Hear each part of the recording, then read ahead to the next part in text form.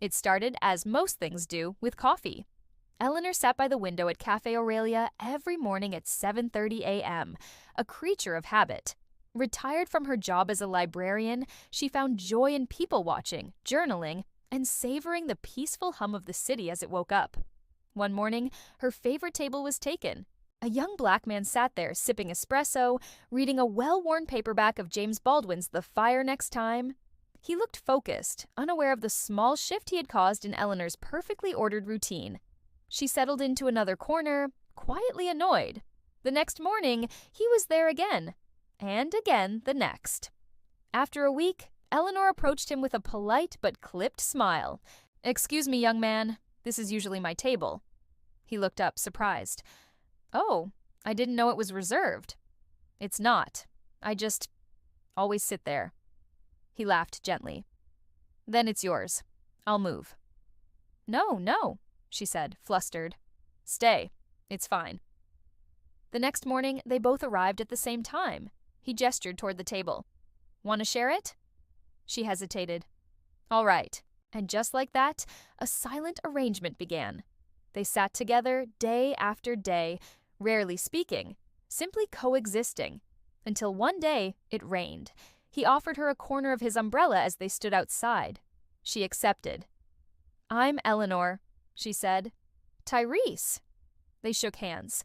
Conversation followed. He was a freelance writer, working on a piece about systemic bias in healthcare. She listened, surprised by how articulate and passionate he was.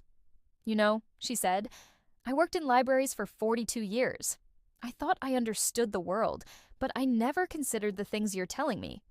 Tyrese smiled. "That's okay. You're listening now." The rain stopped, but they kept talking. In the weeks that followed, Eleanor began questioning things she never had before.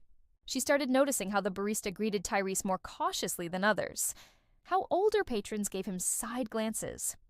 Once, she heard someone whisper, "He's always here. Doesn't he have a job?" Eleanor spoke up. "He's a writer, and he's welcome here." Tyrese overheard her. "You didn't have to do that," he said later.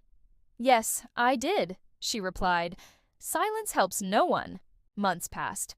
They became friends, not in the superficial way, but truly. They read each other's work. Tyrese helped Eleanor start an online blog for retired women. She proofread his essays before he submitted them. They discussed race, privilege, history, and humanity. Openly, sometimes awkwardly, but always honestly. One day, Cafe Aurelia posted a photo on Instagram. Eleanor and Tyrese sitting at their table, laughing over coffee. The photo went viral. Thousands of comments poured in. "This is the world I want to live in." Two people from different lives, learning from each other. This gives me hope. Soon, a local paper interviewed them. Then a podcast invited them to speak about friendship across racial lines.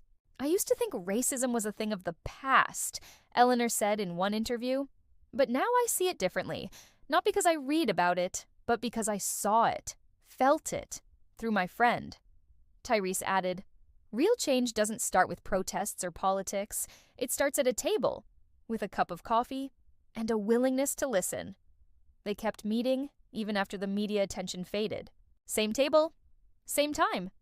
Two hearts, once divided by generations, race, and assumptions, now united by shared humanity. And at Cafe Aurelia, a small brass plaque was installed on that table, reserved for Eleanor and Tyrese, proof that conversation changes everything.